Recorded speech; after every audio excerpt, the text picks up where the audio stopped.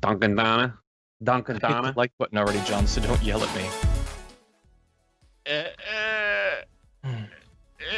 John, I'm doing my vocal warm-ups. Ugh. Is that what you're warming up? It smells in here. Sorry. Gargle. I'm getting an echo. I just opened the Twitch. I'm gonna mute Twitch just to be safe, but I know that our mics are muted. Even though I heard it twice, I assume that's a communication software lag and not a spicy mic. Because if there's a spicy mic, I swear to God, people are gonna hear me do my vocal warm-ups and they won't be able to sleep tonight. Oh. It's like a dying dragon, which is great for our crowd. Have you? Let's play a game of trivia, Brad. John's There's only devastated one question. he wasn't on game night. What? I am kind of. I want to do it. Have you looked at the rundown? Well, I guess you mentioned our A block story, so I guess you've seen it at least.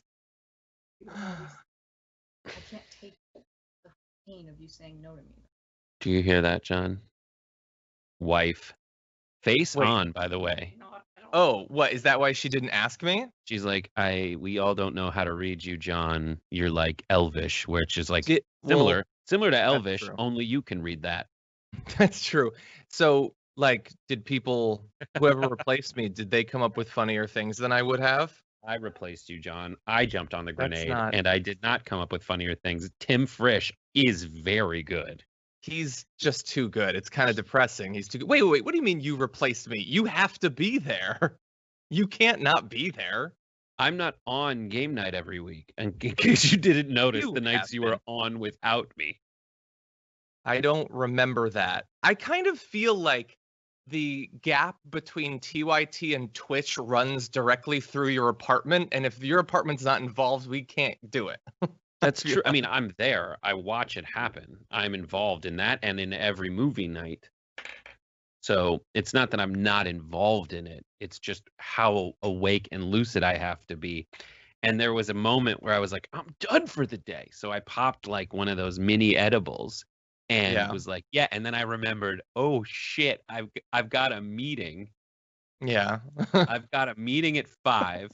So I was Wait, what time was it when you did this? At 4:49, and I did. So I was fine for that You're meeting. out of your mind. I was fine for that meeting, but then game night happened, and I was just like, "Oh God." John, what do you think Can I about tell you? election night? What? Gambling? What do you mean?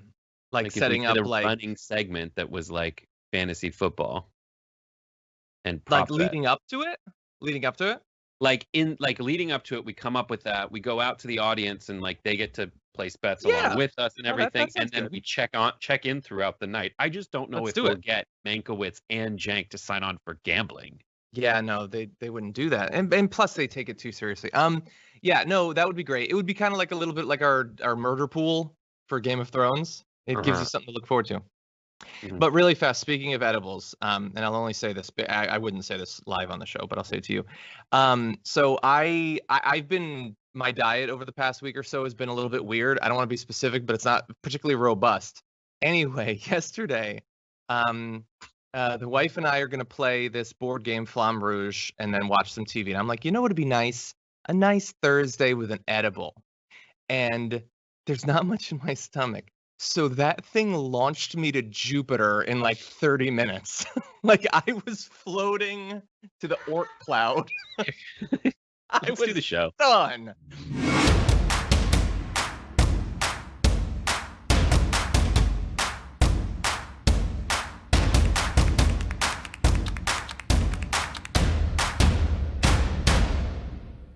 Hello, everyone, and welcome to our very serious political news show. We do it every day. It's a serious look at serious news with myself and a man possibly even more serious, Brett Erlich. Brett, how's it going?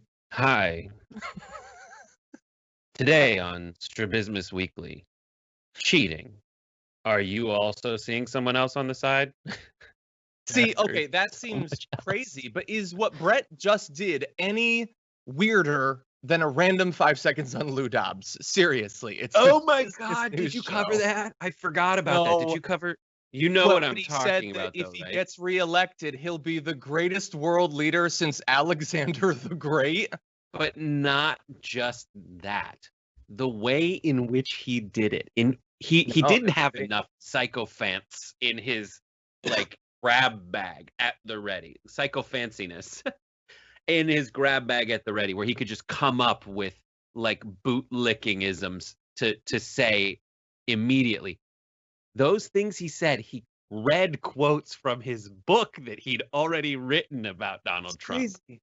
It's crazy. Whoa, so which is okay, if we're playing ridiculous grift like comparisons, which is crazier? Quoting your own book multiple times on your show, or No. like Charlie Kirk making a book out of your tweets? So I don't think any of those things is crazy on its own, and that's the Okay. kind of non-double standard you'll hear from Brett Honesty Erlich over here. I think both And of that's the those balance things are we need. fine. Okay. I think reading from your own book is fine, but only if it's statistics or if you're quoting someone you interviewed in your book. Yes. And then I loved in the old Borders in Thousand Oaks, California, by the register was like these little tiny easy reading books. And really, that practice of taking your books and moving it into your quips and moving it into book form, that dates back to Nietzsche. So I'm fine with that. Yeah. Not the anti-Semitism. Do you so if it's okay to read from your books, can I read from my book a zombie Western fantasy horror? Can I read from that? I think it has a lot to say how about much is the it going balance to of power in America. cost me to get a copy of your book? I cannot I tell would you read how it on worried I am that at some point one of those copies will be stolen and spread. That would not be good for me. But anyway, okay, so here's what we're gonna do. More of this, but then probably some news too. And you know what we've got for you? Not only do we have garbage people today, we also have I apologize, I'm falling apart. I swear it's not coronavirus. So, you know how I've been saying for literally months that it's frustrating to me that despite the fact that TDR has been around for literally years, we're never going to get a t-shirt? You know what? I found a way around it. I've circumnavigated it, Brett. And we've got this. The Take Out the Garbage in 2020 shirt. That's now garbage people. It's mine. I took it. It's ours, actually. It's Dragon Squad's shirt. So that's what it is. It may not say it on the website, but that's canonical. So go out and buy it. Wear it on Fridays. Take out the trash. Go out and Also, buy. No. Here's a challenge. Top PYT. Here's a challenge, and if not, we have an old editor that I used to work with. Her husband has a screen press or one of those like silk screen business. Get that shirt. And then take, if you need it, I'll send you the high res version of the Dragon Squad emojis, or if you have this skill, make it yourself. And silk screen next to the garbage, silk screen a giant dragon coming out of it with John's face. Okay, let's do that. That's easy. Okay, that'll be great. Okay, so here's the thing. I can already tell that. Okay, I don't want to look directly at the producer in this Skype because she's probably very mad at me because we haven't done any news yet. She's So totally here's what's gonna happen. Okay, I was worried. given up Then already. Marissa's definitely mad. Okay, so everyone, hit the like button if you're already here. Lots of you are, so please do that. Share the stream. We're gonna respond to your tweets and everything. That'll be coming up soon. But I want to get right to the news because we've got a ton, and no Friday show has ever ended early. Now, with that, let's do this. A little bit of good news for you. Where'd that come from? In 2020, at we level got it. 4, by the way, already. I know. Look at the Erlich Twitch, makes and I've got it open hot. because I love Makes it Twitch. Go hot. It's about to hit 5. Wow. Okay, let's see if this good news can make it hit level 5. Donald Trump woke up this morning, and it was a whiny morning for him, with him tweeting, "One of the worst polls in 2016 was the Fox News poll. They were so ridiculously wrong. Fox said they were going to change pollsters, but they didn't. They totally oversampled Democrats to a point that a child could see what is going on." And he sees it, so, you know, proof positive. Rasmussen, which was accurate, at 52%.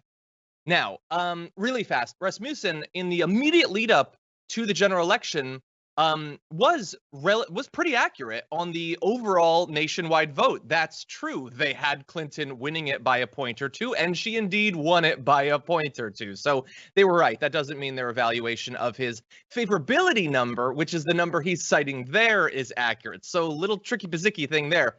But what is he whining about? What is going on with the Fox polls? Well, it turns out he was starting his morning the way he always does, literally watching Fox and tweeting about what they said. And he happened across these images. For instance, this poll, Fox News for Pennsylvania, with the Biden-Clinton preference. So you see, for Biden, he's currently up by 7 points. And that was the vote Clinton-Trump back in 2016, with Trump winning very narrowly there. Now there's this big gap, at least according to them. And not just Pennsylvania, but you have Ohio, where they have Biden up by 5 when Trump won by, looks like 7.5 points or so. And so they show some images, and the most powerful person in the world begins whining on social media about it. Brett, what do you think? He's such a little baby boy. He needs a banky. He needs a sucker. And if he's looking for a suckers, by his own definition, he should find veterans, because he called them losers and suckers, and we've already forgotten that. Yeah, this is good. So it is also just me vacillating between sheer panic and this aspiration that eventually I'll have some kind of relief in my life where I can go back to like the fight I'm willing to have, which is the fight that's become a luxury at this point, which is like changing a system that I'm familiar with into a system that I want to be better, as opposed to this nutty free for all that's happened now. But I think that Biden should be up way, way more in his home state of Pennsylvania. I think that this is in Ohio. I want Biden to be up way, way more. Yes. I wonder what they're doing. I need them to be up by campaign-wise. Yeah, campaign-wise. Apparently not much. I mean, there was a big expose a couple of weeks ago about the lack of campaign offices and battleground states. Just a couple of days ago, there was a big one in Florida. The Democratic advantage over Republicans in new voter registration is still there, but it's significantly less than it's been in past elections because they're really not going door to door, and that's hugely frustrating. Now, if this Ohio number is accurate and it's one poll, maybe it's not, that is a massive swing. Probably not as much as it should be, considering all that Donald Trump is and has been, let alone the pandemic. But it is a swing, and these are just individual polls, and we don't cover them constantly. But you know what? It's Friday, and this is good news. So let's just let it soak in. And in particular, why might Ohio have swung so much? So let's take a look at individual issue areas. Joe Biden versus Donald Trump. Who do Ohioans trust to do a better job? Coronavirus, there's a 14-point gap. I cannot believe there's 38% of people in Ohio are like, more of Trump's coronavirus strategy, please. Sign me up for that. But SCOTUS nominations, Joe Biden has a nice little lead there. Policing and criminal justice, Biden's up by 2, despite the fact that is like 60% of Trump's campaign strategy is attacking Biden on that particular area. And the economy is the thing that still goes towards Donald Trump. Yeah, but that's the yeah. And you pointed out in the previous thing, the policing, the SCOTUS nominations, basically what folks expect the Republican to be good at and what they expect the Democrat to be good at. The coronavirus response is provably better because Trump we just suck so bad at it. And I think that Biden needs to run with that. I know that Trump is going to say, well, I mean, he has kind of said things like this, saying things basically like, Biden wants to fix coronavirus by shutting down the economy. What are you going to do for work in that situation? But in the meantime, the Democrats are trying to shore up that argument by going to kind of revitalize talks with the Republicans with a $2-point-something trillion relief bill that we'll hear about in the coming weeks. I do want to point out Donald Trump. The one thing that Donald Trump is hilarious in here, he wants Fox to change its pollster. A Fox pollster is responsible for pretty much every rhetorical win that Trump is taking advantage of right now, laying the groundwork by doing essentially like Frank Luntz is the Fox pollster that I know when I think about pollsters. And Frank Luntz is the guy that doesn't just poll like, who do you want to vote for? But he does the work that Democrats never do, which is go try to find terms that you can repeat ad nauseum until people are like, oh, I've just accepted your framing linguistically, which sets like death tax, all those different terms that the Republicans are so good at that the Democrats are so god awful at. And I think defunding the police is one of those terms that that just tees it up for Trump to do something terrible with. Now, do I agree with basically rebuilding policing around good police? Yes. And do I think police are overburdened? Yes. Do I think we need systemic change? Yes. But saying defund the police just kind of sets it up for that. But Trump is has relied nonstop on the work of the Fox pollster to 100%. pick up the shambles of American democracy and run with them. Yeah, or at the very least, those little like voter panels that they do, where you don't have the breadth necessarily, but you can really dig in, ask follow-up questions and things like that. 100%. There's other polling I could show you of battleground states. I'm not gonna because it just gets into the weeds. But one of the takeaways is that he still maintains his lead, especially in certain states among men. Like in Texas, he's up by like 16 points among men, which is just maddening. But among women in a lot of these states, he's down fairly significantly too. And, you know, in defense of Trump, he has worked very hard to turn the women of America against him. So he's getting what he paid for there. Now, before we move on to other news, and there is a lot of other news, not all of it is positive as what we've already gone over. Let's talk about a few of these super chats, with the first out the gate today being Kenny from Philly, who said, my bad yesterday, Cap. My super chat meant to motivate you in the squad. As penance, I donated $130 to TYT.com during last night's Imahen Awards. I heart everyone at TYT, even Brett. We good? I don't remember what you did that was bad. You seem very nice to me, but thank you for doing that. Who is this? I appreciate that. This was Kenny from Philly. Thanks, Kenny from Philly. Kenny from Philly, thank you. By the way, thank you to Twitch for the successful level 5 completed hype train. And we're going to get to more of that. But Steve Waterstone, thank you for your early morning coffee. Feisty Fans at Hot Mike Super Chat. Yeah, people always say stuff like that, but I don't. Is it a TikTok thing? I don't know what slang. Who's Mike? I don't know. Wayne sent me some dragons and dragon zaddies. Thank you. Luis Lamp says, these mics are not hot. They are hot.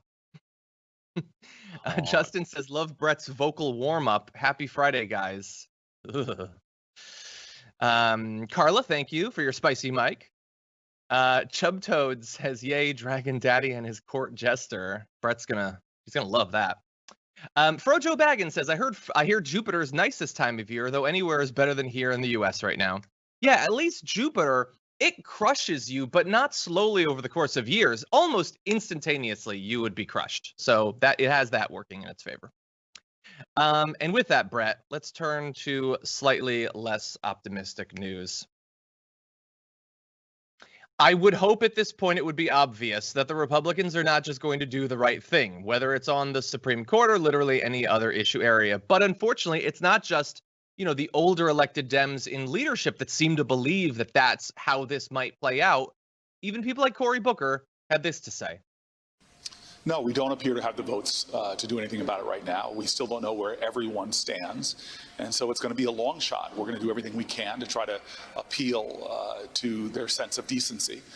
That you can't just a matter of months ago, as Lindsey Graham did, say that there's a standard, say that you uphold it, tell people to use your words against you on this matter, and then have them suddenly flip and change that. As we said earlier, this is delegitimizing and politicizing the Supreme Court in a way that will be so damaging to our democracy. Again, you cannot have two different standards, one for Donald Trump and one for Barack Obama, because in that case, what you're doing, in effect, is giving Barack Obama a 3-year term in terms of the Supreme Court, and President Trump a 5-year term. And so we are really at a painful moment right now. And I think Democrats are going to continue to appeal to the sense of honor, that when someone gives their word, as Lindsey Graham did, that they can't just break it. Yeah, but like, they can. And they are. It already happened. This isn't some hypothetical. We're not thinking about, if the Republican Party maintains this trajectory in a decade or two, I might not be able to fully trust them. No, they're lying constantly. That double standard you talked about, we already have that. And the double standard he laid out is actually more positive than the double standard we might have gotten if Hillary Clinton had won, when Ted Cruz was saying if she wins, no new Supreme Court justice. Not like election year, no justice. No, literally, she will never get a Supreme Court justice. That seat will never be filled. And Cory Booker, who, like, I'm not as opposed to Cory Booker as some people. I obviously disagree with him very strongly on certain issues, but I like him on some things. Like, I don't know if that's just how you vocalize your surrender, that you're still processing it, but saying that the Dems are going to continue to appeal to the Republicans' honor is effectively a meaningless statement, except in that it means that they're not going to do anything substantively to actually stop this. And this is a very simple thing to diagram. There are two fronts on which you need to fight. The first, and I know two fronts is not a really good idea, but most people don't know about the second front. So the first way you need to fight it is the rhetorical fight. And that's what the Democrats are trying to do. They're trying to do a rhetorical decency appeal. Is it good? Is it bad? I think it's bad, but that's what they're doing. What they don't understand is something the Republicans understand very well, which is the mechanical fight, the legal fight, the letter of the law. What are the rules enshrined in our doctrine going to let us get away with? And that's what the Republicans rely on more. The Democrats rely on the floofy, let's make an argument about decency. The Republicans are just like, so the rules actually allow me to get away with a lot more stuff. And so I'm going to do what I can to win this rhetorical battle. But what the Republicans looked at, I mean, they abandoned the spirit of the law a long time ago. Like they were the first to do it. The spirit of how they framed the Supreme Court justice nominating process was that the president picks the Supreme Court nominee, and then the Senate gets to see if there's something horribly wrong with that person. Yeah. And if there's something horribly wrong with the person, they get to advise and consent. They don't get to pick the Supreme Court justice. They only get to say if there's something really wrong. That's the spirit of it. But when it comes down to it, Mitch McConnell said, I have a vote on it, and I have the Senate, so I can just vote against it. They abandon the spirit of what everyone had done before. They make all these, like, sounds like you're watching baseball when they give you the statistics. It's like the same way they're like, no one in the bottom of the ninth has pitched a curveball strike against, Ryan Howard. It's like, well, no one in the last year of a split Congress has been able to do that. Like, that's how they give you the stats. And it's just BS because it's so damn boring and they're trying to make it sound cool. But the Democrats need to start fighting that second way, because that second way, that way of fighting based on what the procedures allow you to do to get what you want, they need to do it. And AOC and company released a memo about exactly how to do that yesterday. And that is to use the budget appropriations process, or the continuing budget resolution, or whatever, the various processes at their disposal to just delay the vote, because that's exactly what the Republicans did. They abandoned the spirit of the nomination process and relied on the rules. And the rules say there's a bunch of stuff that you can do, but for some reason the Democrats aren't doing that, and that's because they just don't want to cop to the fact that the tacticians on the Republican side are just better at it and more shameless. And this is what you have to do. And what are they worried about? They're worried about the American people figuring out that there's some like sly in the weeds, I guess like technocratic, or I don't know, like a way of doing these things by adhering to like these obscure laws. No, you just need to say, no, we're following the rules, and we're gonna stop it because of what you did last time, and just keep fighting on that. And then the last point is, what the hell do they need this other justice for? This is different from when Ginsburg dying is different from Scalia dying, because when Scalia died, it was 4-4. Now it's 5-3. You already have the justices you need to accomplish all of that stuff. Everything they're fighting for now is moot, unless you have so little faith in your legal argument that you need a 6-3 advantage and really a psycho Handmaid's Tale nominee to push it through. Well, if you have no faith in your legal argument or no faith that you will maintain control of the Senate and win the presidency, potentially. Like, you would want to rush it through if you fear the future, I guess. Or you'd be pragmatic even if you think there's a good chance of losing, which there's at the very least a good chance. But yeah, I agree. They don't fight in that way. They don't even seem willing to acknowledge. Like Dianne Feinstein, she still talks as if it's the 70s or something. And there's like one or two bad eggs in the Republican Party, but surely some of them will be smart. But anyway, we got to go into this next set of the memos. I don't think this is the same one you were talking about, but Democrats have been circulating a memo over the past day about some of the different tactics that can be taken in the Senate and in the House to possibly delay the replacement of Ruth Bader Ginsburg. So I just want to go through a few of those. There are more, but they're even more in the weeds than the ones we're going to go over with. So in the Senate, they can speak at length, very, very bold, objecting to routine consent agreements. So these are sort of procedural hurdles that can take a little bit of time to clear through. Yeah, exactly. Objecting to lifting quorum calls, which is, it's especially significant because, if they can be calling people back to DC, that is both time consuming its own right and also an opportunity cost for embattled Republican senators fighting for re-election. And apparently that's something that McConnell has been warning Senate Republicans to watch out for, saying, this is Senator Hawley, the Republican, said, McConnell has told us that there might be a lot of back and forth that will require physical voting. There are things like raising points of order, filing cloture, those little tricky parliamentary procedure things that can take a little bit of time, but there doesn't seem to be much reason to believe that, especially with the expedited hearing or maybe no hearing at all schedule that they've been talking about, that'll actually be enough to stop it from going through. It might delay it a little bit, it might draw more attention to it, and it might harm some of those Republicans. That I guess the idea would be then maybe one or two of them could turn against trying to ram someone through so that they can be freed up to go campaign. That, to me, seems pretty unlikely. But they're at least producing a little bit of an opportunity cost for this. And that's what Republicans do all the time. I mean, oh my, and this is stuff that you gotta do. They just have to do it. Again, like, what are they thinking? They think there's going to be some way that they can get through to the American people. Oh my gosh, everyone, they're objecting to lifting quorum calls.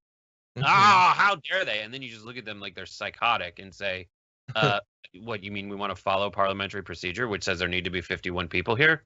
Yeah. Oh, I'm sorry. It's so inconvenient for you to have to come back and do your job. Well, okay, so I agree, and I think they're going to try to pitch it as the Dems being ridiculous, but I think that's going to be hard.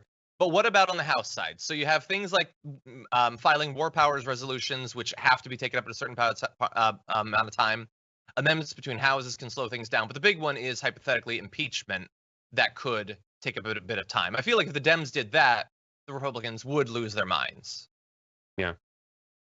I think they need to do any and all of these things, because why the hell not? I mean, this is something that does nothing.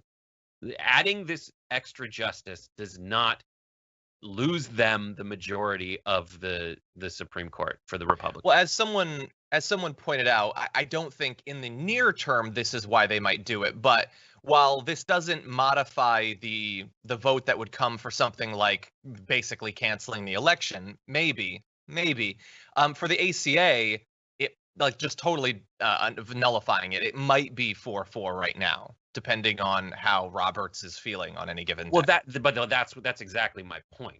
This is only for stuff like that. This is not when Trump gets in front of everybody and says we need 9 for this vote because they're ruining the vote. No, I mean, all this does is remove from Roberts that feeling he has had and exercised frequently that he is the steward of historical decency on the Supreme Court. So he is the one who steps in, and everyone was wondering about it after Kennedy left, but he's the one who steps in and goes, I think we have to uphold this based on this one thing. We'll let, and he's done it already on the ACA. He has been the one who's like, this is technically a tax. Yeah. So it's under there. And that, I think, is just him saying, like, listen, this was such a landmark accomplishment for everyone in America. It has never been done before, and it was done legislatively. So with a filibuster-proof majority, yeah. So, I mean, I gotta let it stay. Yeah. We're gonna have more on the potential future of the Supreme Court in just a few minutes, but I did want to read a few comments because there's been a lot of super chats today. With Rob Shively saying, so the math works out to 15% dragon, 15%, 50% daddy, and 100% pie, apple pie, Captain American apple pie. Jeez. Justin says, how's the weather on Jupiter this time of year? I'm back, so I can't tell you, but yesterday was quite good. JHWH Goodall says, Voltaire's quote about God matches the U.S. God/the U.S. is a comedian playing to an audience too afraid to laugh. Greetings from Austria. Thank you, and hello to Austria. I prefer. Never mind. I was gonna make a what? Candide monkey lover reference. That sounds good. Feisty Fan says, shout out to Ventura County, my home planet. Thank you, Feisty Fan. Marty says, love the shirt, John. Hi from the Netherlands. We are all over the place. And by the way, shoptyt.com. You can get this and others. There's a lot of great voting shirts, legalized voting and all of that. Wear it out. Remind people to vote. Karanik says, you underestimate how much we would pay for John's zombie horror western. It would be such a light breeze compared to living in 2020. Thank you for that. Franklin says, oh, this is a poem. Iadarola and Erlich, you're our hero. You got rid of Ben Shapiro. Before this poem, you do edit. Humor me and take the credit. TGIHHD. Thank God it's happy half-hour day. Yay, from Wyoming. That was nice. Happy half hour today. Everyone needs to watch. We got Ravi Patel from he's a comedian, you recognize him. He's an actor also, and he has a show on HBO Max that if you can get a way to watch that, it is awesome. It is called Ravi Patel's Pursuit of Happiness, and he basically travels the world trying to find happiness based on what other cultures do to achieve it and their different norms. And that seems like a great idea. We talk at length about his episode in Japan where like 6-year-olds go run errands to learn independence by themselves. I think amazing. That's a great idea. And in such a foreign concept to America, like that we could learn from other cultures and countries. Anyway, Obi-Wan Kenobi with a massive super chat saying, love y'all at the Damage Report. Thank you for sharing your voices and bringing this community together. Dragon Squad rocks. Obi-Wan Kenobi, thank you. By the way, Obi-Wan Kenobi, I did see earlier on Twitch. I don't see it listed here, but I saw that you had gifted some tier 1 subs, so thank you for that. Oh, okay, it's listed here. Thank you for that. Also, Tails for doing the same. Tails 420, Just Gen period, and John's Venn diagram of desire. Thank you for doing that as well. That certainly contributed to that very successful hype train. So thank you everybody for doing that and expanding the audience. Like there's no more direct way to be a good ambassador for the show and for the network than that. So we really do appreciate that. One more super chat with Janelle saying, happy Friday, John and Brett. Why aren't average Americans taking the election threats seriously? Mainstream media is finally issuing warnings, but everyone I know seems oblivious and calls me an alarmist. This is not a drill. I think that, the theme of the last 4 years of America has been rejecting truths that are painful to hold in your brain. The Q thing is just that. It's just a worldview of I will only imagine things that make me feel warm and cozy. Everything else I push to the side. And so there are some who are still fighting against it. We read that quote, that tweet from Nate Silver right before Trump's transfer of power thing, where he's like, why are all these blue checks implying that he's definitely going to steal the election? Yeah, I get it. We want to imagine that the status quo that we've lived and worked in for decades will remain because it's been good to us. But what if it's not? And what if it wasn't good to you? It's different in those cases. He obviously hasn't listened to my Justice Butthole metaphor. Exactly. He should watch one of the episodes of Damage Report where he broke that down. Oh, man. Okay. So, Brett, let's talk Supreme Court. This is just the latest in a long chain of incredibly divisive Supreme Court replacement conversations. There's particular reason in this case why it's so bad. But what if we could come up with a way to fix it going forward? It's not impossible, actually. Ro Khanna and others are putting forward a bill that aims to do that. And he tweeted about that bill saying, you can't face a national crisis every time there's a SCOTUS vacancy. I'm introducing a bill to impose 18-year term limits on future justices, long enough to influence judicial trends, but not so entrenched. Every president appoints 2 per term. Thoughts? And I have some. This reminds me, I didn't go back and check, but I believe this is basically what John Oliver laid out a year or two ago about possible reforms to the Supreme Court.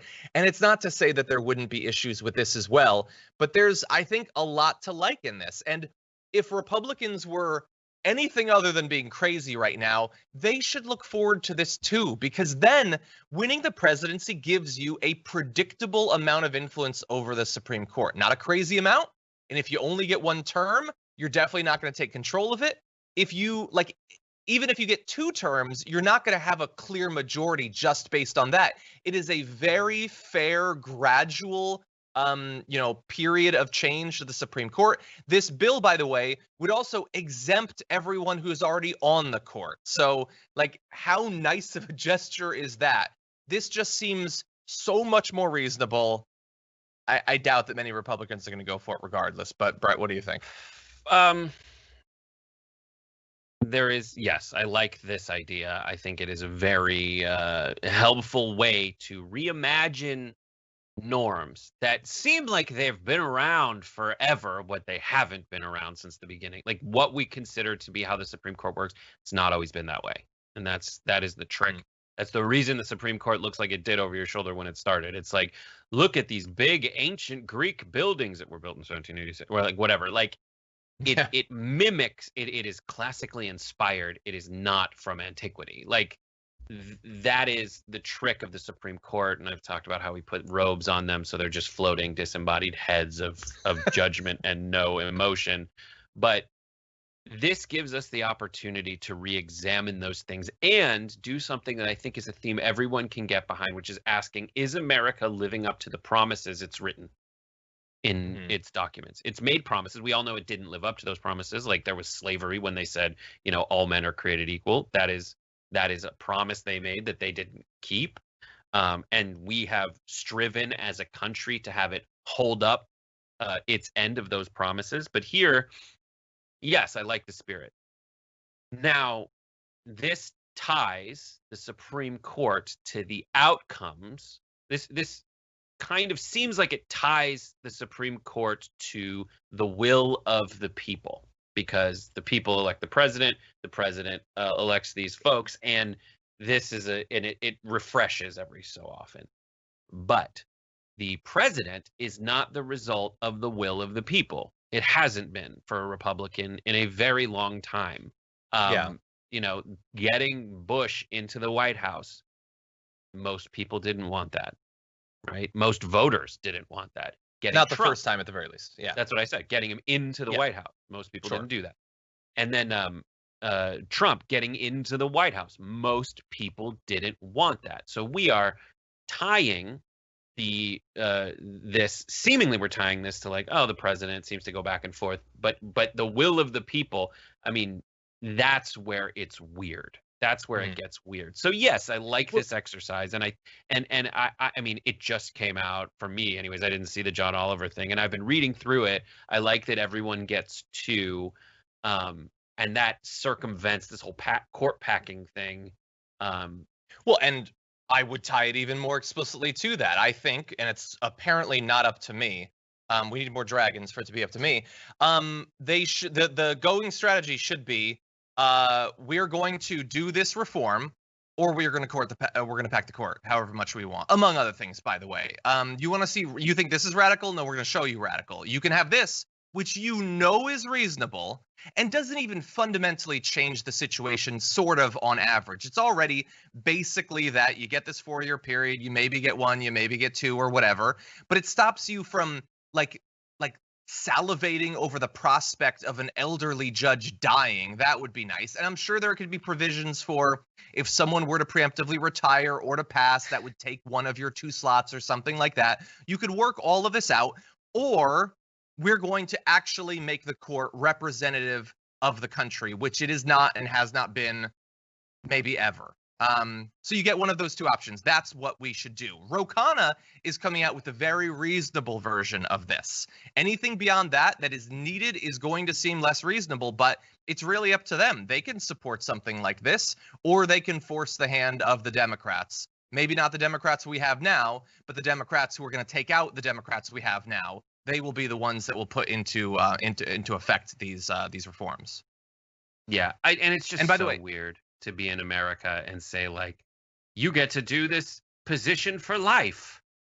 it is, and How it's not weird is normal. By that? the way, someone in the chat said, I think it might have been Alyssa, said that in Germany the terms of office are 12 years. It's just not the norm. In constitutions written in the last 200 years or so, no, generally you don't give people lifetime appointments. It is perfectly reasonable. And by the way, constitutionally, Ro Khanna's bill involves they are retired from the Supreme Court at the end of that period, and then they go back to other courts. They're still having a lifetime appointment, just not on the most important body. And so this is 100% reasonable. I want to have Ro Khanna on to talk about it. It needs to happen at the very least. Something needs to happen. This is the ground floor from my point of view. Now, we're actually doing okay on time. Still like 3 more stories. You jammed this through, John. Are you? This is a question, and did I don't pack feel the show? Jank's calling me now. I'm doing a show on your network, Jank. You are. Are you on know that 'cause speed? he's apparently not watching. Everyone tweet Jenk to watch the damage report, and he'd know that Brett's busy on Fridays at this time. I'm gonna text him Anyway, back. what were you gonna say? Are you on speed because you're going so fast? I am trying. I feel very energetic. I see a super chat, by the way, from Mark Keister, who says, "Hi, John. Can you please interview Adam Christensen and provides contact information? Ye have little faith." I understand it's taking a bit. No, we're going to. I think it's already scheduled. Sophie's nodding. Yeah, it's already scheduled. We're going to do it, I think, next week, actually. But thank you for pointing it out. I do appreciate that. Let's see. Alexis says, "This is where VBM is risky because they're processed too late." This is voting by mail. And we have some dates for different states there. October 27th being the first for Alaska and one other state. So Alexis, thank you for that. I mean, look, every step of the way is fraught. Everybody just needs to do the best that they can. Let's see. I love you guys sent in a super chat saying, "I prefer the title The Dragon King for John." I think many people would prefer it, actually, but apparently it's not up to me. Good night, Irene says, "Hi, John. Love the show. Have you ever taken a look at the Second Thought YouTube channel? I think it might be up your alley." I think the Second Thought has been recommended before, but I'm not familiar with it, but I will look it up, and thank you. Tail says, "Terrible fact for you. The Wynn Hotel in Las Vegas had 548 employees test positive." Love you, John and Brett. I hadn't seen that. But who could have guessed that Vegas opening up without social distancing and masks could be a disaster? Who could have guessed? Anyway. Okay. Over on Twitch, Thad Thick says, "I just subscribed to TYT for September for 6 months as a birthday gift to myself. Best self-given gift decision I've ever made." Thank you, Thad Thick. I appreciate that. Lynn said, "John and Brett, I just like TDR on YouTube," which means Lynn's watching on Twitch but went over to like the stream on YouTube. I love it. I do love it. Thank you. Pinkerbell Pixie, thank you for subscribing for your 2nd month as well. And DJD says, "We need TDR merch." I couldn't agree more. I just don't agree. Soon. I know you wouldn't. I do. I think But there's a lot of the official garbage person shirt, shoptyt.com. You can wear it on Fridays in solidarity. We got a lot of trash. By the way, even if everything goes as well as it could theoretically go in November, you're going to need this shirt for quite a few years. Maybe Sharpie over the letter of the number of the year. Anyway, with that, why don't we move on to other news, Brett? Okay. Why don't we do that? Okay. Sorry. Donald Trump made an announcement in regards to American seniors. I want you to take a look at this. And as he's announcing it, try to figure out what it is that he's doing here. Are advertising like crazy. Make sure you don't elect Trump. And all it means is that your drug prices are coming down. So it's incredible. They have unlimited money for ads, but they're taking ads, and every time you see an ad, just think that your drug prices are coming down. I now understand why other politicians wouldn't do it, because it was a very easy thing to do, but it took a certain amount of courage, I will say that. Okay, so I just realized I requested the wrong video. But anyway, at that same address, as he's he's politicizing every step of the way, the continued battle over healthcare policy, he also announced that he is going to be, I swear to God, sending $200 cash cards to 30 million seniors before the election so that they can, one time, save a little bit of money on their prescription medicine and things like that. No sort of permanent systemic change, like a debit card to seniors right before the election. So he definitely cares about our seniors. And anyway, in terms of this being nakedly political, the next sentence after he announced he was doing it was, "I will always take care of our seniors. Joe Biden wouldn't do this." Just to be sure about how political and related to the election this is, Brett. There's so much about this. This is a Florida play. This is a play in Florida where they are upset. Ugh, this is something I was thinking about pitching for main show and I wasn't sure, but essentially, like, at the same time that Trump is trying to hand out $200 to grandma, grandpa, so that they can get $200 off of whatever, he's giving them money to go vote for him, essentially, pretty explicitly here. Pretty explicitly. You've got the Republicans looking and saying, like, oh my God, just because there's people offering to pay the poll tax that Republicans have put on former felons in Florida, that's a bribe to go vote. It's the double standard that's so stupid and so ridiculous. The difference between this and the Florida felon thing is that the people of Florida voted to allow folks who have paid their debt to society by going to prison for the felonies that they were convicted of, that 60% of Floridians were like, yeah, go ahead and vote. 60% of them. And it was the Republicans who put the poll tax in, saying, well, all those extra fines that are designed to be impossible for anyone to pay, you've got to pay those before you can go back to the polls. Exactly. And it's just that double standard that makes me so sick.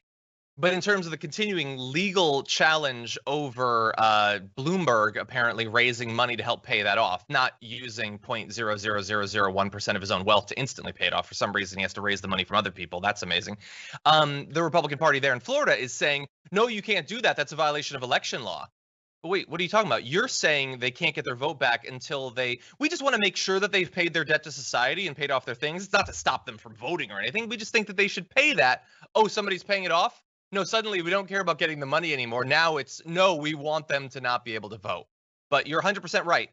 I will say, though, while I pointed out that this is nakedly political, and I guess I'm being critical of it, it's not illegal. And it does sort of one time help some people for political reasons. But I can't even say that this is 100% wrong. The reason I'm doing this story is a reminder to people who think, I don't think there's many anymore, and they're probably not watching the show, that we can just willy-nilly hand over power to the other side. No, this is a reminder that once they get into power, they have near infinite tools to help keep themselves in power. This is an easy one. He could do this. It's not his money. He doesn't care how much it costs. He could do this in every state. He could do it to young voters if he wants to right now, because he's got the power to do it. Okay, so this is just a cautionary tale about when you put them in, it might be hard getting them out, because he can do things like this. I can identify it as nakedly partisan, but is that going to convince seniors in Florida to not vote against their interests? I don't know. Well, also, the other part of that is they have infinite power to help you. And when they don't, it's just because they don't want to. That's true. That's true. This. Yeah. Like, you're also making the point that he could have at any time given you $200 to drive down to offset the ridiculously high prices for pharmaceuticals in this country, and he just hasn't. And if you like Trump because he's such a good businessman, right? If you like him because of that, just know the Democrats are the ones who, and the folks like us are the ones who are fighting really hard to help lower the prices of prescription drugs.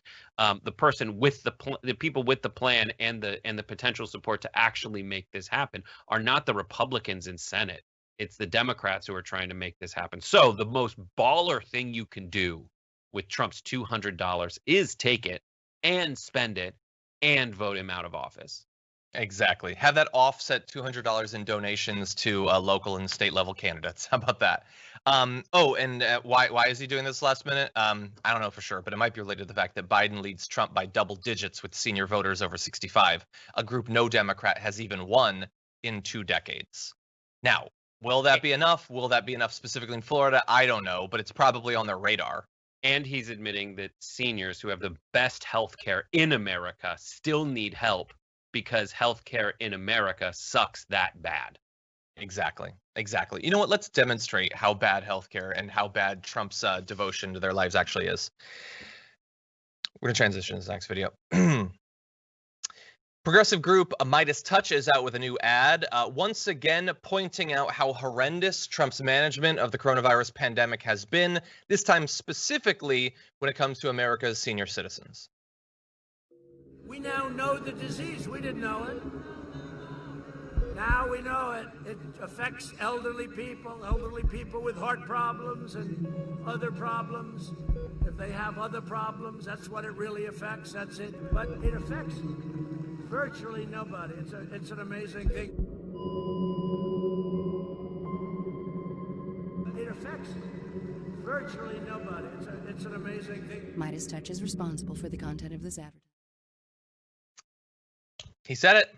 Affects virtually nobody, and his own little Trumpism. Everything's amazing and strong, even if it's horrendous. He describes it as big and awesome. Yeah, it hasn't affected virtually nobody. It's killed 200,000 people, and many, many more people that it hasn't killed, it has maimed or forced to stay for extended periods of time in the hospital. The number of own goals, he won't be able to own goal himself soon because the net will just be full of balls. Because every time he speaks, he just says another heartless thing. I can't with your net is full of balls. I don't understand. What? Do you not get sports stuff? I'm a sports guy. I do sports things. Anyway, but no, it's a strong ad and 100% fair. He has utterly failed, and his rhetoric is right up there with his actual performance in terms of how horrendous it is. Yes. I can't. You're gonna need to push past it, buddy. Or You're I'm right say about something that. worse. But you're not making it easy on me, John. Make some sort of reference to like a late-minute switch in the dugout or something. I don't know. That's it. Yeah, no, I can't, Brett. You're just gonna have to pick yourself up and bear down and get through this.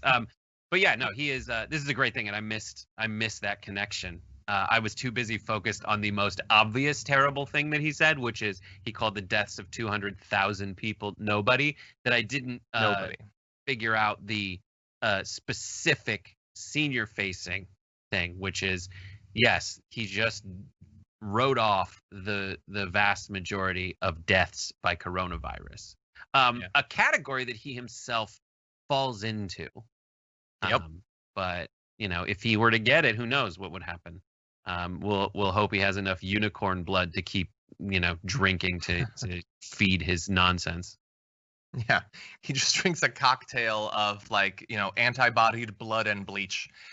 So quick question though, let's tie together these last two stories. So it should be clear to senior citizens, who are the highest percentage group voters, I assume even more so in general than white evangelicals.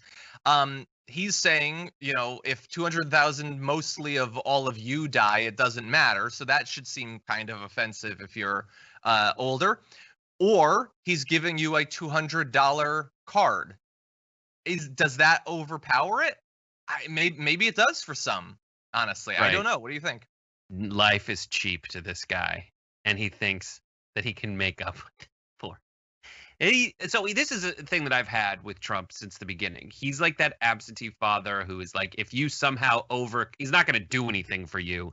Everything he does is kind of an insult. And he's like, if you succeed despite him, he's like, it's because I taught you self-reliance. No. You're that guy who does terrible, horrible, no good, very bad things, and then thinks like, here's $200, buy yourself something nice. And I'm not even asking for forgiveness. I'm going to pretend I've always been great. Yeah. Okay, we've got something dark coming up. So before we get to that, let's read a few of these super chats. People have been very conversant on the old super chat. With FRB saying, can't watch you guys live today. Still hearing thoughts. # Dragon Squad. # 90s heart with hands. I couldn't choose for the trash. Put in everybody but progressives, TBH.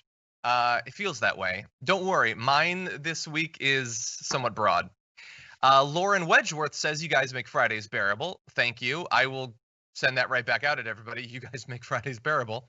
James Harris says, thanks, John, Dragon, Daddy Iadarola. Really needed this today. And Brett, you're cool too. Thank you. Shibby, your fox is awesome, and so are you. DJ Shadow Umbrian says, in Northeast Ohio, I see more signs for Biden with a few Trump. visit my sister in Central Ohio, and there was a scary amount of signs for Trump and no Biden. Yeah. Everybody get ready for Election Day because it's going to be something. Jason pronounced Jason. Wouldn't it be? If the Republicans would have just, wouldn't you mispronounce it both times if I was reading? Anyway, if the Republicans would have just shut their mouths and voted in 2016, there would be no outrage now. Good morning. I don't exactly follow, but thank you for the super chat. Kate says, are filibusters no longer allowed during judge and SCOTUS confirmation hearings? I can't find the answer. Help. You're my only hope. The answer is they're not allowed. Yep. Which would seem to be one of those precedents for further changes to how we manage the Supreme Court. Dems don't seem to be willing to use that as a precedent, but whatever. Yeah, we got to reach out to Ro Khanna. We got to get him on. And Brian Fedezi says, love Fridays on the Damage Report. Keep doing what y'all do. So many choices for garbage people. We have more than ever before. On Twitch, Blue Lizard Gut says, so I am new and only signed up for Twitch for exactly this. What is a hype train and what does it do if we win? Brett, you have a doctorate in Twitchology. What is a hype train and what does it do if we win? When we all get hype, it starts a hype train. Something triggers it. It's like, oh my God, there's something going on. And then the more activity we have, share, subs, everything, then the hype train builds. It gets to level 5. And then if it gets the higher in the train levels it gets, the more fun emotes you get and the more proud we are to all be together. And then we all bring it into the station. And that's it. It just reminds everyone that we're having fun here. And it was made possible. Get fun. Yeah, just get hyped. And Lil Mag McG gifted a tier 1 sub. Bad Rongo went crazy with the bits and said, John, can I get a 100%? I need a reason to take a shot. What time is it where you are? The reason not to take a shot might be that it's 10:52 a.m. for me. Related to that Twitch comment, Tessie Sanchez Razon says, new game. Every time John says 100%, take a shot. I really don't think it's as common as you people are saying. Everybody says that. I don't think it is. It is 100%. Sophie's shaking her head, but you're all. Here's another Johnism and all of that. Deception. The other John is, as he's switching to something else, he goes, and all of that. That's another thing that you can do. I'm just saying. Me and comment. Oh, anyway, it's so bad. My wife says my wife says to me, if you start another sentence with so after not talking, I'm going to lose it. So mine is so, and then she's just like, no, stop. It's going to be a non sequitur. You're bothering me. Go back to sleep. Yep. Okay, 2 last things. One a request and one some good news. Brooke Marks on Twitch says, I need Jester Brett fan art now. Thank you. Well, we got Brett as Tinkerbell art in like 45 minutes last time. Let's see if we can get Brett Jester. There's got to be Brett Jester art out there already. But if anyone went to the when I played Trinculo in The Tempest, I was literally a jester, and in it I say a kind of not of the newest, poor John. Interesting. Let's talk about something. By the way, unrelated to those other 2 comments on hashtag TDR Live, Jed Taylor Price says, I know it's early in the morning, but a fun drinking game. Every time John says 100% take a shot, LOL. Ah! So early. I'm not going to say it. And by the way, the good news, Eclectic Miscellanea over on hashtag TDR Live says, have you heard the great news directly from the folks at Shop TYT? We have confirmation that merch for the Damage Report is in the works. Sure. Who said that? Sure. I'll believe it when I wear it.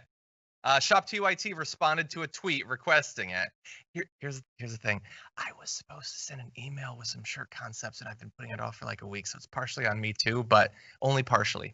I gave him an idea for a Johnny Pie t-shirt like 3.5 years ago, and that never got made. Sounds like it must have been a great idea. The only explanation is corruption, not that it wasn't a good idea. Great idea. I like it, and I'm going to have it made. If I have to make it myself, I'm going to do it. Anyway, I'll go on Fiverr. That's what I'll do. Anyway, let's transition now from the fun to something very serious. Okay. Protests continue around the country, especially in light of the functional lack of charges in the killing of Breonna Taylor. And as you might expect, where there are protests, there are acts of violence against those protesters. So first here is a cop seemingly purposefully going out of his way to run over a protester's head with his bicycle.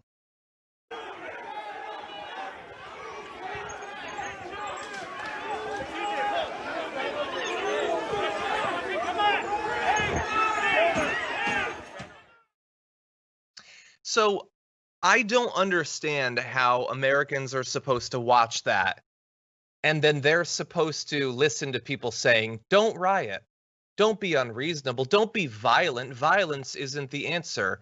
That cop just thought, I'm going to stop in a couple of feet, but you know what I'm going to do beforehand? I'm going to run over a human skull. I mean, functionally, in terms of the imagery, crushing a human skull is sort of the most fascistic sort of thing you can do. And this individual thought, I'm going to be the guy. I'm not going to do it with my boot. I'm going to put the weight of my entire body and a bicycle over this human skull. And if this person dies, I don't care. I get to do it. What are the consequences going to be? Probably nothing. It's just so, all these answers are so obvious. Like, I don't agree with your framing on like telling people not to riot and like that, because what your framing implies that it's okay to like riot. My point doesn't even get to that. My point is like, listen, 93% of these protests are peaceful. So you're focusing on something that is so statistically rare, and within that statistical rarity, he was, well, that's what I'm saying. And in that statistical rarity, those, we don't know. I mean, we've seen stories of police starting the violence. We've seen police just completely beat the crap out of and break the hand of a Navy veteran. We've seen them tackle people on bikes and put them into vans and take them God knows where. And we've seen a police officer, run over the head of someone who was Tiananmen squaring that, right? That's all it was doing. Doing a thing that we laud the student for doing and respect that motion in Tiananmen Square. And is Fox News going to play that clip over and over again to talk about the baddies, essentially? Nope. Like, if you're going to talk about protesters who are turned violent, why would you not talk about police officers who turn violent? And I think that's the simple solution, is just don't allow the violence. Like, don't laud the violence. And that's it, because there's a lot of practical solutions that we can enforce here that the Daily Caller's coming around on, right? The Daily Caller was pretty silent and reported pretty straightforwardly about, like, as a way to get clicks, I would say that the police arrested a CNN reporter, but didn't call for lawsuits until their own reporters were arrested by Louisville PD. So the Daily Caller then threatened a lawsuit. So now let's hold them to their word, keep them on our side, and try to constructively work toward the reforms that we want. That obviously Americans, by and large, are familiar with the concept of the bad cop, as in good cop, bad cop, are familiar with dirty cops, because every police movie that we love is the good cop getting rid of the bad cop. So let's do that. Let's all be those people. That's the solution. Yeah. And it gets so mired in this, like, why wouldn't they riot? Why wouldn't they do this? Why wouldn't the police hit and shoot someone? Why wouldn't this guy go shoot? It's just, let's do the police reforms that aren't this like horrible. I think you're lumping a lot of things in there, and I wasn't encouraging it. I was saying you cannot do things like this and then be surprised when people feel like that is their only recourse. But in regards to this particular thing, like, maybe the Daily Caller, it'll be a durable, change. I kind of doubt it. I mean, I just doubt it. I don't see it happening, that they don't immediately go back to supporting whatever state violence the state chooses to but this is how those arguments need to go. Like, we always I get what you're saying. I get what you're saying, and you made the argument. Always complain about people not letting it go. Why do we let it go? Like, pick it up, go with it. I still hear Benghazi. I still hear the Clinton Foundation trending. Like, yeah, that's true until recently. And by the way, in terms of whether they're gonna, like, you think like Tucker Carlson's gonna play that video? He's definitely not gonna play that video. They have to talk about the $30 U-Haul, and how it took a shadowy billionaire behind the scenes to give you, a couple bucks so you can buy a truck anywhere you want. No, that's what they'll do. I mean, they're not going to talk about, the Guardian's got a story of pro-Trump activists ahead of the Portland rallies communicating and planning violence. It's all there. We've talked about that sort of story so many times, but no, it's not going to be mentioned. The U-Haul is the story, I guess. In any event, the bike officer who did that has been placed on leave. I don't know exactly what that means. For all I know, that means he gets a little vacation, still gets pay. Worst case scenario, he goes and works at a different department. And this will be one act of violence from this cop that will someday be cited when he shoots and kills someone. And we look back and say, oh, there had been warning signs, but they didn't do anything. Now we always focus on when the murder happens, but we also get to see the paths along the way. And those are the specific. I'm glad you said that. Those are the specific reforms we need to enact. And I like in LA, like the district attorney's office has been trying really hard to get the sheriff's office lists of dirty cops that Villanueva just rehired. Like those are the things that we need to rally behind. Yeah. And by the way, the protester was apparently uninjured. I would love to know the definition of uninjured. Didn't die, didn't have a skull fracture. Fine. I don't think you can ride over someone's head and there's no injury, but maybe I'm wrong. But he was arrested, and there were a dozen other arrests. So they can't arrest people quickly for certain types of crimes. Something serious like laying in the road and being run over. Shooting and killing someone, that takes 6 months to even think about. But that wasn't the only act of violence. So why don't we turn to this? Not far from where we're filming this, actually, a few blocks east of Sunset Boulevard, we had the latest, just the latest instance of a car deciding that protesters are nothing more than speed bumps. Take a look at this.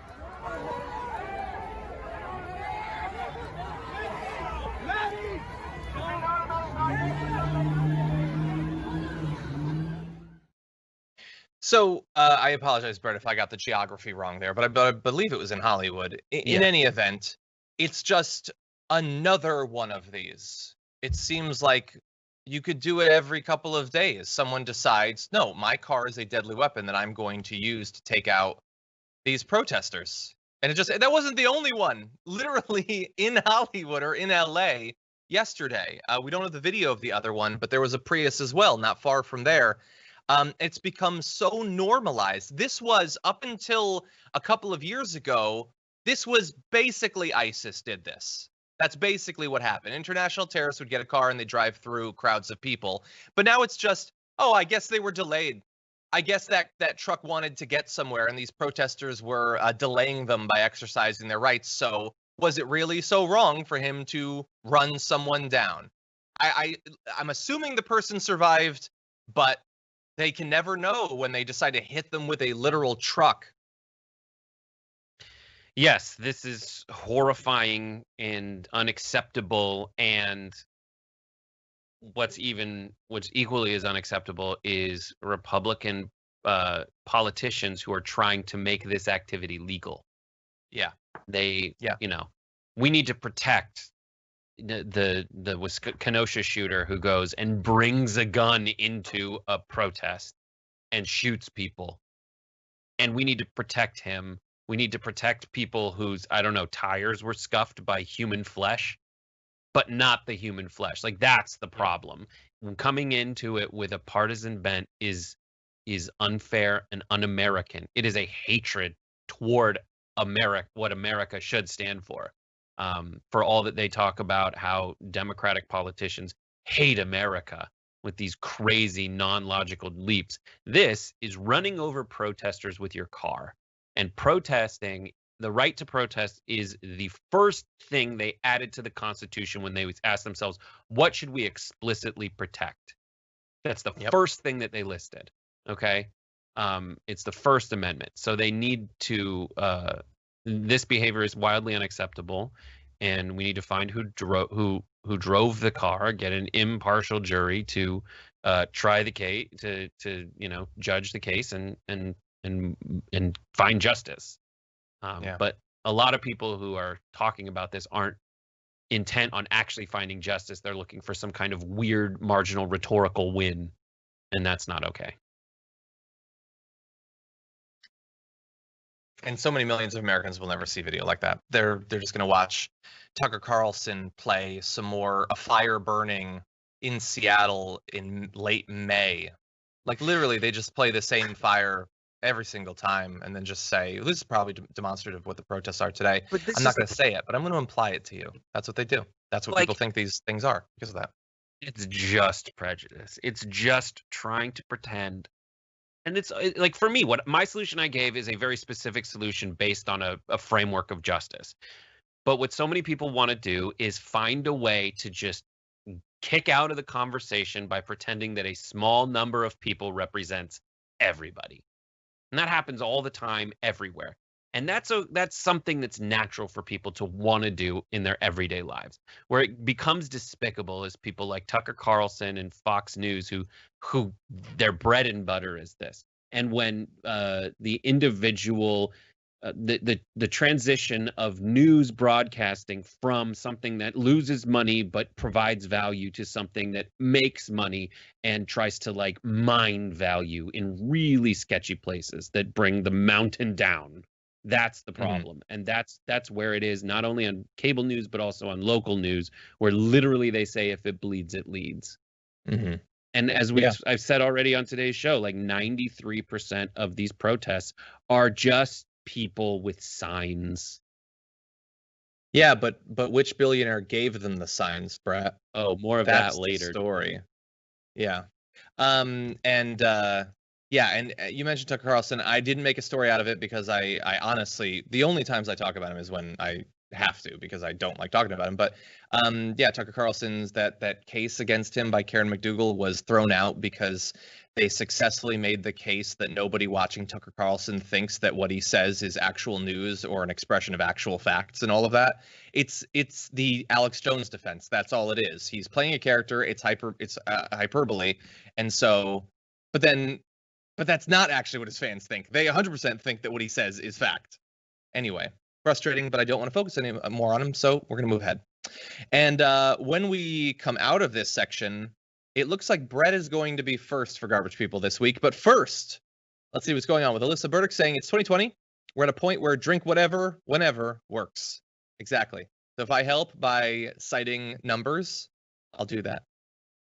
Jared Kraft says, if we drank every time John says 100% or Brett says so, I'd be useless by 11. Nice. Luis Antonio Alejandro says, it's still too early to be taking shots or playing drinking games. Leave that for Friday night SmackDown on Fox at 8 p.m. Jesus. Nice. Wait, SmackDown on Fridays now? It's probably been that way for like 10 years.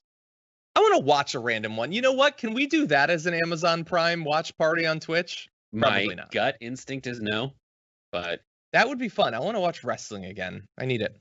Tails says that ad forgets to mention that 1 in 10 is under 18. That was for the number of dead. It's still thousands. Let's see. Agent Smith says, I want my $200, but I don't live in Florida, and actually I'm not American.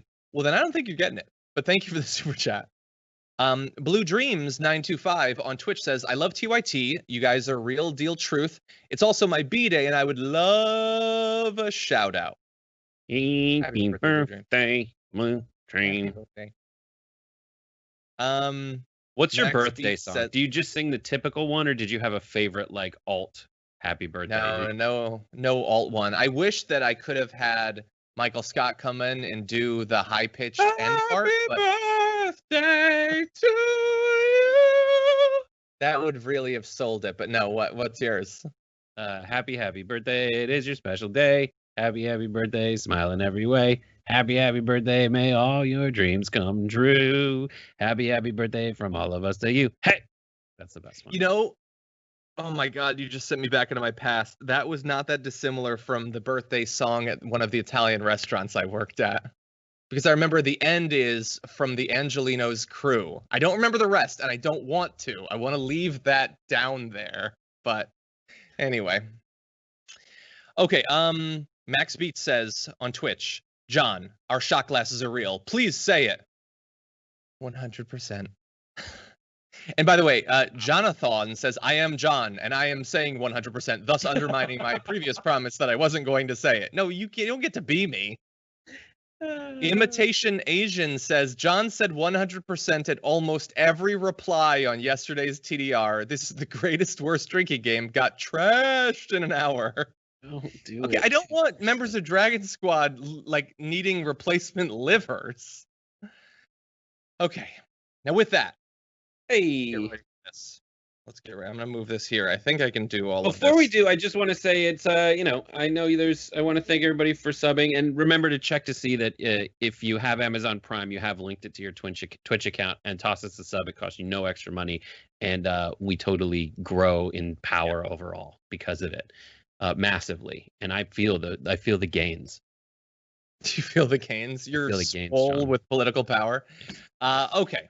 Well, with that, I hope you're ready with the animation there. It's the end of the week, and so it's time to take out the trash.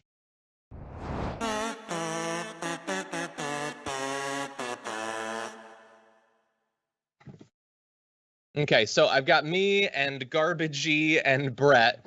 And Brett, let's start with you. Who is your garbage person of the week?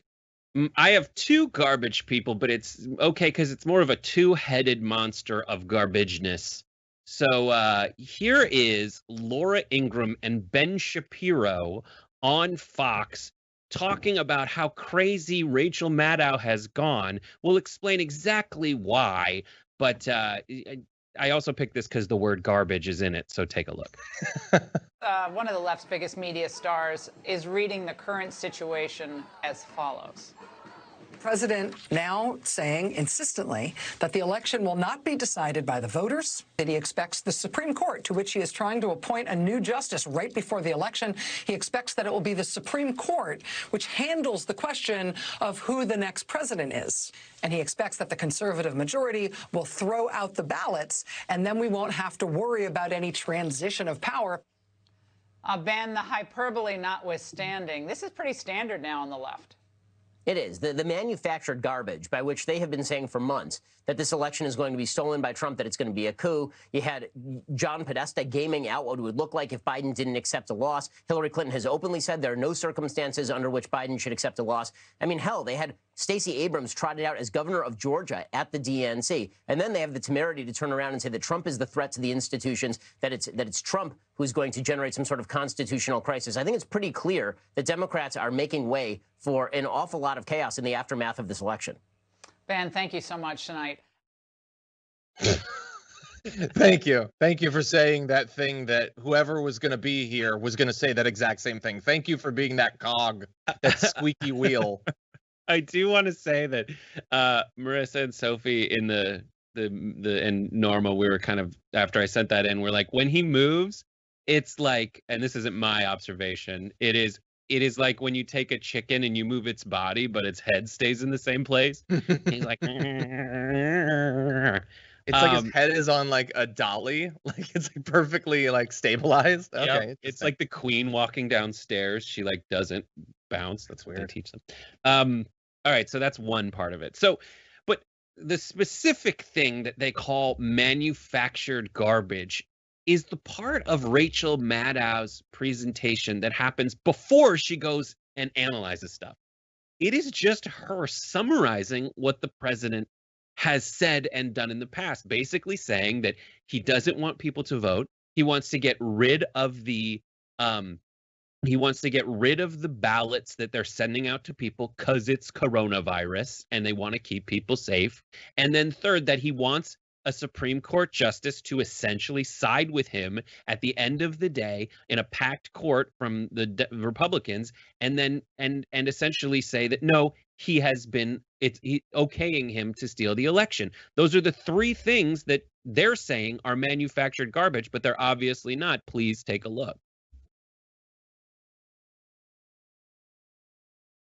There should be a second. I'm not sure that we have this.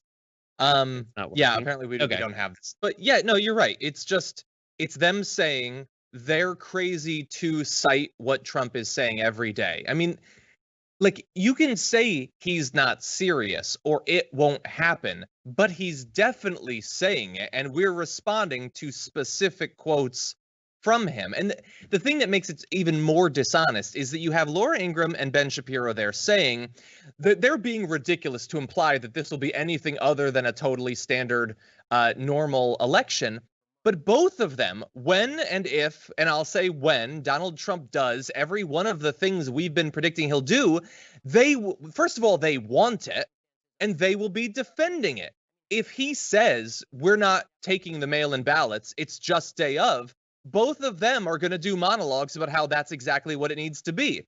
So they get to have their, fascism and eat it too. They get to say how crazy they are to imply that the court's going to decide, and then someday they're going to be calling for the courts to decide. Let's make a note of me saying this right now, because we can play it. It'll be a nice little footnote in the history of American democracy as we descend into fascism.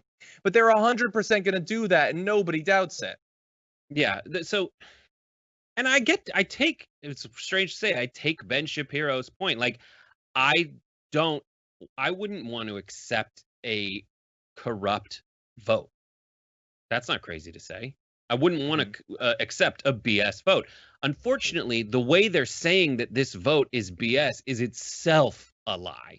They're trying to manufacture all this doubt, saying that that the vote, that there's going to be large scale fraud in these votes, and that's just not the case. In the last 20 years, it's like 0.00006% proven fraud. The big story that they're passing around today is that, there was a big trove of military votes that were thrown away, and every single one of them was a Trump vote. There were 9 votes that they found. There's 9 votes. And they had to rephrase and say actually only 7 of them were. And Trump is trying to repeat this lie over and over again. And it's all BS. Yeah. 100%.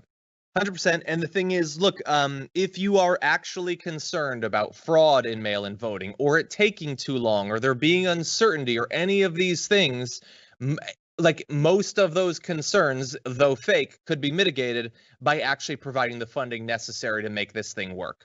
And they're not doing that because they don't care. It's not that they have these concerns. It's that they want to say that they have these concerns because saying it is convenient if it sets up stealing the election. And also, by his own definition, then we should never accept a single vote from the red state of Utah, because that's what they do. Like, they send them out. Exactly. Or the military abroad, or Trump, or all of his people who've done this exact same sort of voting. 100%. 100% garbage. And just to reinforce that what's her name, that Laura Ingraham is indeed garbage, we have a tweet of the thing we talked about earlier in the show where she basically asked, who's paying for these U-Haul vans? I love this so much. It's like I've done some investigation myself, and I've narrowed it down to someone who is above the age of 25, has a valid driver's license, and a working credit card. So obviously Soros. Yeah, some people go to more than one protest. Some people have been protesting for months. They don't necessarily make their signs for each new protest. That does not necessarily mean that a Jewish billionaire in the shadows is taking over democracy, as they keep wanting to say. But like, my mom talked to our neighbor that she has, who turns off Tucker Carlson when my mom goes there for dinner, and in their small community with no COVID. But essentially, they go in and she turns it off because she's ashamed. She's ashamed that she watches it. But she says, with Biden, it's just going to be him, socialism, and Sarloos. And couldn't even say Soros right when asked to explain it. I wasn't sure what Sarloos is a vintner in Central California. But like, they're apparently screwed too. They get it wrong. And I, from what I unfortunately can see as your garbage person, like, does it matter? What do they do when confronted? They do this weird thing all the time that I just hope they take a minute and listen to us as we try to find some common ground, which should just be like accepting fact. Brett, that was a wonderful transition to mine. And so we'll turn to that now. For my garbage person of the week, it's going to seem a little bit broad. It's humans. It's like, we have this image, and the image is the idea that we've gotten more advanced, but I'm going to prove that it hasn't really worked out in non-physical ways. I have an example person, but the reason it's humanity is that I don't really care about the individual in this video. I don't like demonizing individuals. And the problem is certainly not just one person, as you're going to see. Garbagey has now been fed. So take a look at this video. And it has Donnie O'Sullivan of, I believe, CNN, a CNN reporter, talking to Trump supporters about the misinformation they believe in, doing live fact checking. So take a look as a biker for Trump is live fact checked about one of the memes that he liked that hurt Biden. Well, this is fact checked. It's wrong because it's taken out of context. Like when Joe Biden fell asleep during a live interview on television. Claimed that he fell asleep. I think that was an edited one, right? That was. I didn't think it was. It looked pretty live to me with no cuts in it. Joining us live this morning from New York. Hey, good morning. Wake up. Yes. Wake up, wake I up. can't hear anything. Okay. This is your wake up call, Harry. Is this the video that you were talking about? Could be, yeah. Biden falling. Should I watch it really quick? Sure. So This is Washington Post. So an article there is saying that it was faked, but it looked real, right? I mean, it looked real. Well, I mean, I definitely wouldn't doubt that it would happen. Even if it is fake, does it change your opinion of Biden? God, no. You got to sift through it. I missed that one, but it was a good laugh. It was a really good laugh, and like I said, I wouldn't doubt it. Yeah, so yeah, he's not the garbage person. It's that how much better are the vast majority of Americans that they wouldn't have responded in multiple of the ways that he just did. I'll break down some of them, but Brett, it's that like, what's the point of fact checking when they don't care if it's true or not? They just like it. It's just fun, or it's nice, or it's convenient. It makes me feel good. It doesn't matter if it's reflective of anything. I know you're making a rhetorical point. That is a rhetorical question. What's the point of fact checking? I can answer your rhetorical question, which is the point of fact checking is so that not everyone is fooled. And that is all of politics. And Trump understands that. He's throwing a bunch of different contradictory statements out there at the same time with full confidence that he can hit those little pockets with each of them. The ones that, if it gets to someone who fact checks it, well, he's been BSing America since the beginning, so they probably have turned against him already. But in the meantime, maybe there's something like the Midas Touch ad you played earlier that really sets up that Trump doesn't value certain human lives. That was not taken out of context. And it's all a challenge. And the reason that we fact check it is for moments like that. Now, there's also an important other step that the CNN reporter, who I think is utterly delightful, didn't do, which is to follow up and say, now, will you be better, or will you look into everything now? Like, now that one of the things you took for granted has been disproven, how will this change your behavior in the future? As opposed to doing something that I totally understand, and you do that in those interviews, which is he knows he's been had, he knows he's been embarrassed. What are you going to do about it? Someone else in that same interview is this guy who's amazing, sounds just like Louis Anderson, and he's like, I don't know why I would follow anyone who doesn't agree with me. I got an abortion guy, I got an anti-abortion guy, I got a guy who loves Trump, and a guy who loves beer. Why would I go with you guys? You just throw rocks at me. And it's like, I get it. Well, and that's something that makes, in the moment, it makes you feel good to call someone who you think is an idiot. But the trick of politics is to, and communication in general, is to find a way to communicate those ideas so that they don't feel like a total idiot, and they don't go back in their shell when you finally have an opportunity to communicate with them. And I know the next statement is, well, some of them are so far gone. Do you think, is there anything you can do to get through to these people? Well, we don't got to get through to all of them, but what's the harm in doing this on the margins through fact checking and things like this going viral? So, as I alluded to in the intro, I assure you that my point is not for us to just feel better than that person. I literally said, how many Americans are better? And I got news for you. it's not all right-wingers, it's not all conservatives. The exact same problems and the exact same sort of real-time defense mechanisms against learning and evolving, I think you can find across the political spectrum. It's a lot of what Twitter is, unfortunately. And I thought that you brought up a good point. That would have been a good follow-up question. Will you be better? Will you check things? But what do you think the honest answer is? And not just for him, but for the vast majority of people. I get it. There are some who might be a little bit better, although there's a difference between pointing out that someone has been had and actually training them to not be had in the future. Those are different things. But what that guy said was, when he first realized it, you can see in real time as he realized, he says, well, I wouldn't have doubted it. But isn't that the problem? You didn't doubt it. You should have. If you had, you might not have believed something false. But his defense is to say, I wouldn't have doubted it. And I assume in the future also won't doubt it. Why? Because again, it doesn't matter that it's true. I had a good laugh. I can imagine it happening. But you wanted to live in the world where you weren't just imagining it happening, but it had actually happened. And do you really think that in a week, are you sure that he isn't going to claim that it happened? That some percentage of those who were fact-checked won't claim that it happened? Eric Trump was just spreading like a day or two ago this fake thing, easily debunked, quickly debunked, that implied that that Biden during a town hall was reading off a teleprompter. It was 100% fake.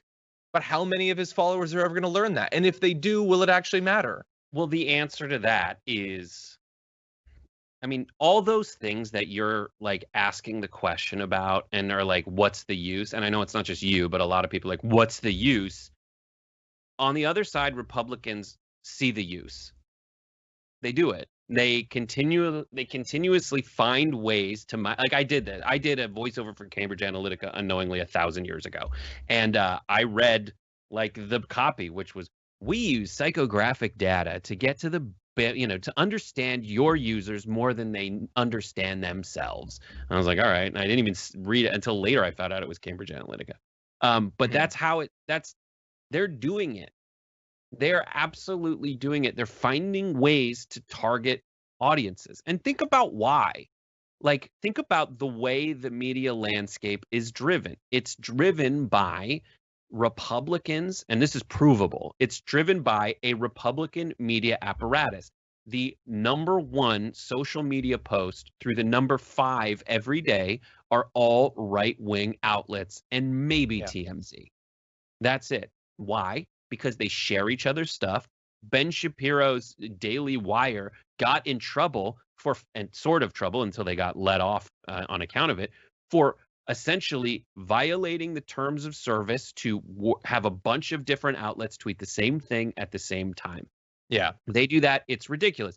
The umpires in mainstream media essentially, they play those clips and point out that people are mad at those clips. Is it ever that people are happy about the folks who are doing the right, decent thing? No, it's people who are mad at the demagogues on the right.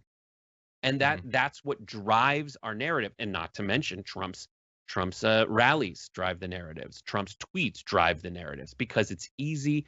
And the people in the center, the self-proclaimed unbiased media, who both sides things until it's dead, as well as people on the left, just aren't doing all that stuff.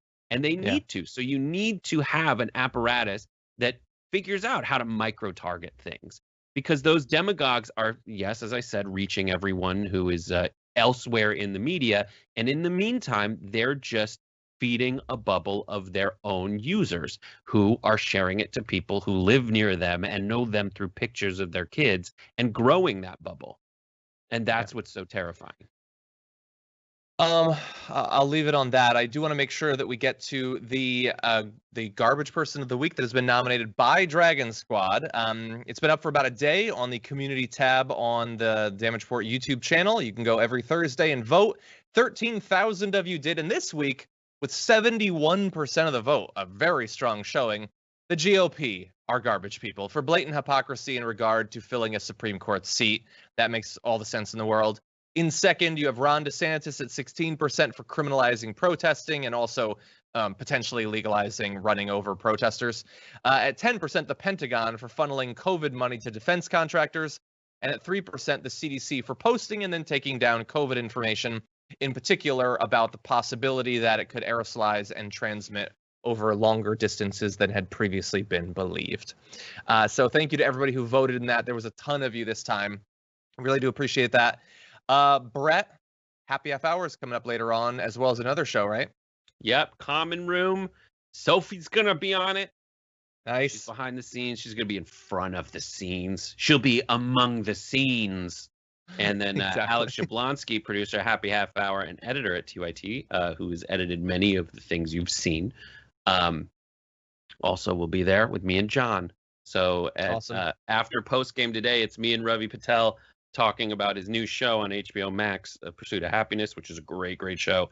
And then after that, a little bit later, we're going to be doing Common Room. So that's Twitch, because I love the Twitch audience and they make my world go round. Exactly. You notably love them almost as much as I do. Everyone go to twitch.tv/TYT and follow it so that you can see both Brett and Sophie and myself on Common Room tonight. Thank you, Brett. You're the best. Thank you. And for everyone at home, let me read some more comments before we close things out. Brianna Circus says, I truly believe that far-right extremists are the ones responsible for all the violence, always at night. Not a coincidence.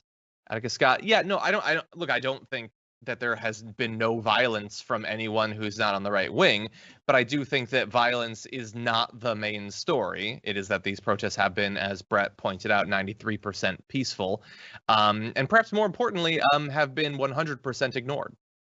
That's not 100% true, actually. And I'm mostly saying this to make sure that you all lose what's left of your liver, because Ron DeSantis is passing that bill. So legislation has been passed as a result of these protests, not just not productive legislation. Agent Smith super chatted, vote him out. And also today I sense a good vibe from you guys. Keep it up. Thank you. We try to have the Fridays be a little bit happier. Agent Smith also said the president of the divided states of America, but hopefully for not much longer. Oh, and Agent Smith also said, we are the virtual nobodies. Wannabe somebodies. We're dead by Marilyn Manson. Thank you. I appreciate that. Brianna Circus says, if I, as a white woman, got killed like Breonna Taylor, there would be a no-knock law in my name immediately guaranteed. There'd be a much better chance, that's for sure. Brianna Circus also said, Katie Porter was right. The legislative branch should have more power because they represent us. We really need more Katie Porters and way less Trumps. Agreed. Kevin says, hey, so there's no precedent for halting elections or change of power due to world wars, etc. But what about insurgency? We're going to potentially see a lot of firsts, maybe. Global Astro says, someone please make a gif of the look on John's face when he realized his double shot moment. Pretty please. We'll see if someone can put that together. Nicole says, people buy on emotion and justify with fact. Quote by Bert Decker. Exactly. I think that applies to a lot of this. Kidaboot Forever says, can you all post all the common rooms for members, please? So I believe, and I don't know, it's not up to me, but I believe that Common Room is exclusive to Twitch. It is specifically set up in partnership with Twitch, which would stop us from doing that. Definitely watch, and it is free. Over on Twitch, John's Venn Diagram of Desire says, I ordered Flamme Rouge. I hope you enjoy it. I played it last night, and my wife beat me. I didn't even get a person over the finish line, so that was quite embarrassing. Galifar says, you still need to move Trashy's eyes. You're putting the garbage person directly into his brain. That's true, but let's not shame species with differential anatomy. Not every mouth needs to be, nor is, below the eyes. There are many creatures on this planet. Jonathan on Twitch says, Dragon Squad turns into Drunken Squad real fast, which is kind of an issue because this is a morning show. Hold on. Dujati says, raise your hand if you're drunk yet. Thanks, John, for helping us start a good Friday. The Kurd Burglar says, I use my sister-in-law's WWE account. The Royal Rumble drinking game is the best. That sounds like fun. Okay, everyone needs to go to hashtag TDR Live on Twitch and see Tom Zawaki's tweet with 2 dogs that apparently share one tail. That's exciting. Okay, few more super chats. Bounce World Order says, just troll a pro-Trump stream site, and they got me banned on Facebook. I guess freedom of speech don't count if you talk about Trump. Yeah. Tails says nut shots, bong rips. That still could be dangerous in this respect. Ian says, serious question. What is this Dragon Squad of which you speak, and how do I join? Well, it's not really formalized. I believe that if you want to be, you're part of it because you watch the damage report and you have fun, and we are together to help each other get through the pandemic. That's really all it is. We certainly don't have a shirt, I can tell you that. Nor will we, because there's apparently some sort of ban on them.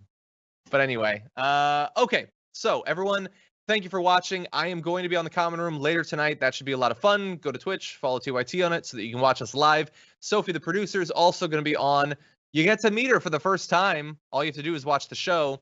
And until then, until Monday, stay safe out there. Stay sane out there. And I'll see you soon.